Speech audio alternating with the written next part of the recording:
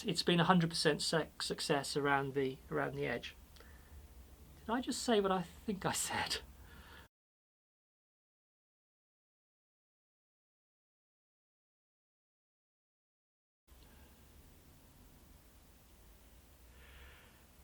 This is looking lovely. It still looks like a vintage guitar. The surface isn't perfect by any means, and I didn't want it to be. It has a slight ripple to it. It's not an absolutely flat surface like you'd expect on a modern guitar. And there is a little bit of pitting around here. It's an honest finish. It shows that this is a 120-year-old guitar. The one thing that bothers me slightly though is there's a semi-gloss band along the edge here. That same mirror surface doesn't extend right to the edge. And I'm going to show you the same band on the front of the guitar.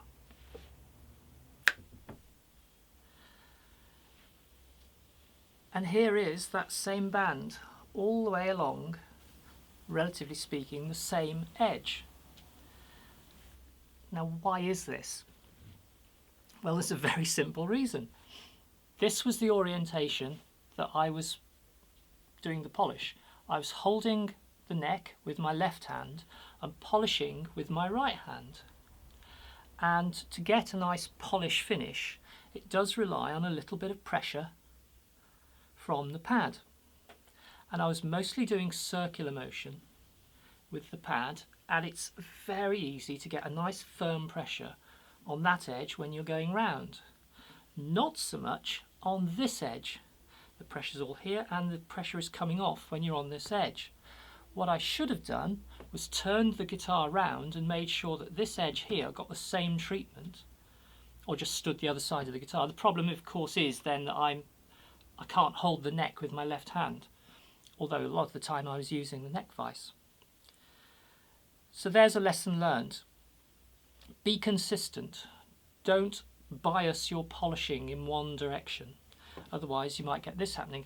This is a very small consideration, and I can fix it with another spiriting off or gloss coat, glazing. But I've had various advice from people. My French polisher friend said use T-cut, which is a car finish. It's a very, very mild abrasive. I've done my research and it's about 12,000 grit, I gather. And I've used T-cut on a nitrocellulose finish, but I am very nervous about using T-cut on shellac. But what the hell, let's give it a go. I've had other suggestions. I've had, in a publication, I've seen I think it's Maguire's Show Car number 7, I think it's called.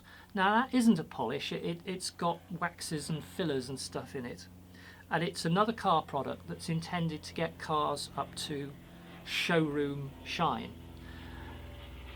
I've also had recommended by John, thank you John, Novus number 2 plastic polish, which I gather is an abrasive, but it may be gentler than T-cut. I think T-cut is quite gentle, but it's a product that's intended for cars, and I'm not so sure. I have seen T-cut used on a nitrocellulose finish, and it certainly did bring up a very nice shine. But that's nitrocellulose. This is shellac. But what the hell, let's give it a go. Here's the T-cut. The reason I'm not using the Novus 2 was simple availability. I'm not sure whether Novus 2 is available in the UK. It seemed to be available on eBay. Whether or not that was from the UK, I'm not sure, but I couldn't find any stockists locally. And as I have the T-cut already, then if it works, then let's go for it. My French polisher friend recommended T-cut, but of course that's on furniture. Here we have maybe higher requirements, maybe. The Maguire's Show Care number 7, if I'm quoting that correctly, I think I said earlier it's not a polish. I think what I meant is it's not an abrasive. It is a polish. It doesn't contain any abrasives. It contains waxes and oils and will fill in any little micro scratches on the surface. This is an abrasive and I am a little bit nervous about using it, but we'll see. I've seen good results with this on nitrocellulose, not sure with shellac. It warns you not to use it on glass and vinyl. Two things that are poles apart, but shellac is sort of the same sort of thing as paint, isn't it? I don't know. I'm going to apply it on a very narrow strip along the edge and see if I can see it. I don't want to just apply the whole lot and potentially ruin the surface. So I'm just going to go along the edge and see if it makes any difference, whether I can see the difference between the edge and that. I have to be a little bit careful here because it is an abrasive and I don't want to go too hard and actually take shellac off, but it is a very mild abrasive. I'm going to apply it like I would French polish. I'm going to use a cotton wool pad, soak it down, get plenty of water on that. It says use a damp cloth. This is my version of a damp cloth. So I'm going to create a fad like this. This is t-shirt material, 100% cotton.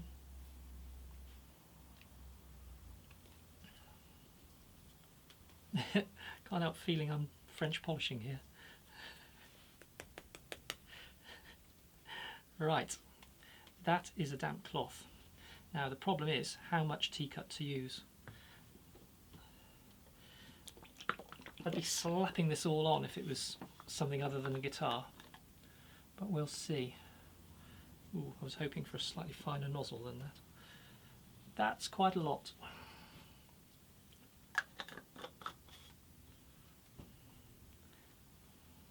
Actually, let me just wipe some of that off.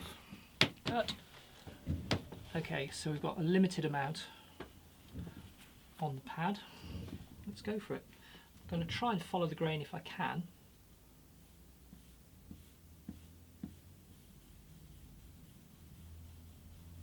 I wonder if I'm being too gentle here.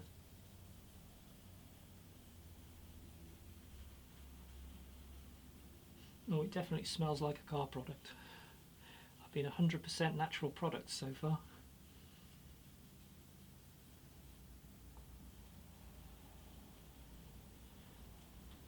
It says apply it and allow to dry, then buff off.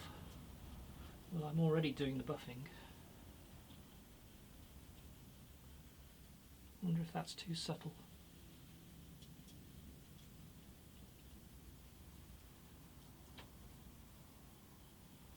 I can see an edge to the work. I suspect that's where it's drying.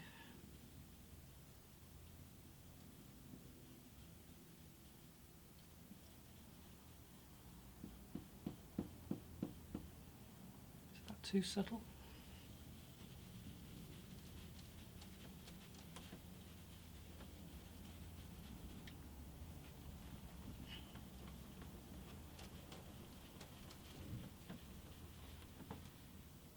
Already I'm seeing what my French polisher friend warned me about, is that if there are any tiny little scratches or indents, you'll fill them up white. Now, I may be able to clean those out. I was hoping there weren't any noticeable ones along this edge, but there are. Now, my French polisher friend actually suggests dyeing the T-cut black, but I don't have any black dye. And then when it applies, if it does fill in any little scratches or dents, you don't see them because they're black and it's just part of the patina.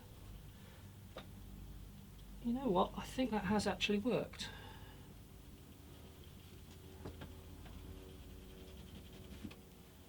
That seems to be buffing up. I have got a little bit of an edge to it. I'm not sure I've toned it in.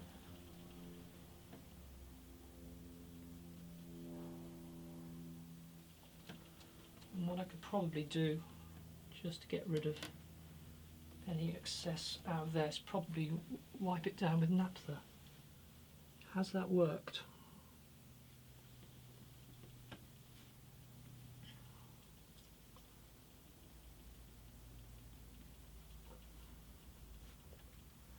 You know what, I think that has.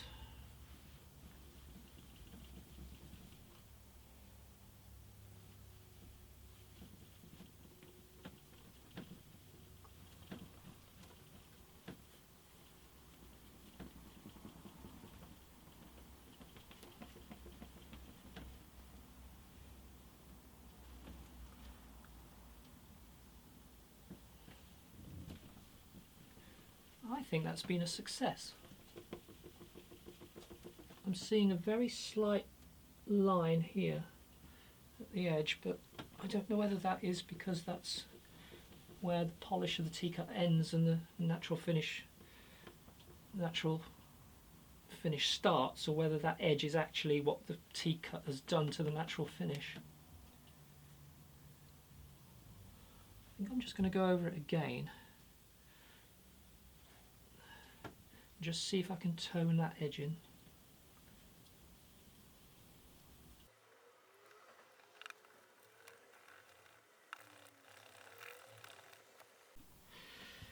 You know what, I've now convinced myself I can see smear marks here where I haven't gone with the T-cut. So I'm going to try polishing the whole of this side as an experiment and see whether I can see an overall difference between the two sides, because this is such a subtle effect because it's already quite a high gloss. So what I'm going to do is I'm going to put some on the paper towel, oops, and then dab it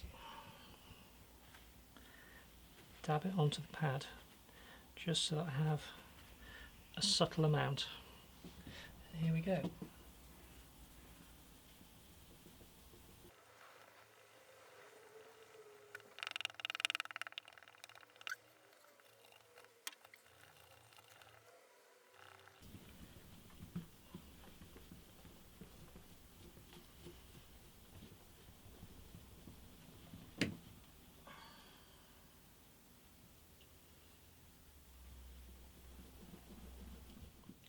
As expected, it has emphasised surface imperfections, so I'm just going to see if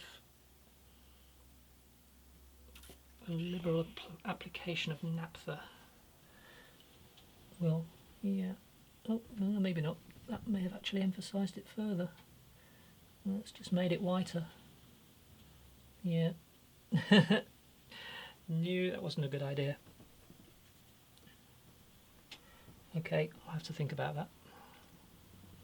It might be that a little something oily or waxy in there may just tone those down a little bit. So the verdict. There are pluses and minuses. It's definitely toned the slight satin sheen in. It's polished that up nicely, and you can't see the problem, the band around the edge now. And I think it's got more of a consistency to the surface. Some of the little, there are occasional sort of little milky patches on the surface. It's hard to describe really, but sort of less than perfect gloss on the un-tea-cutted side, and those seem to have gone. However, it does emphasise any little imperfections, and I thought maybe that was just by depositing some of the abrasive into the holes and it would just wash out with naphtha, and that's not the case. So I suspect you need to put a polish over the top of this. I looked up that product. It's Maguire's Show Car Glaze number 7, and it's not an abrasive, it's a polish, and it applies oils and waxes, and I guess will fill in the little imperfections and will probably bring the gloss up on the guitar. That may be worth looking into. And also the Novus 2 plastic polish may also be worth looking at, but again I suspect that is an abrasive, and I suspect it will have the same problem, that it will emphasise any little pits in the surface. Now if you're creating a brand new guitar and you've got a perfect surface, this may not be a problem, and T-cut may be a good thing to use, or Novus 2 or Maguire's or whatever. But on this particular surface, where I've still got the 120 years worth of damage on the back, I'm not entirely convinced. once I've decided on a nice polish to use and it's filled in these little holes, I might be completely delighted with this. But for now, I think the jury is considering its verdict. But it's been 100% success around the edge. Did I just say what I think I said? Maybe on that note, I'll say bye-bye. Bye.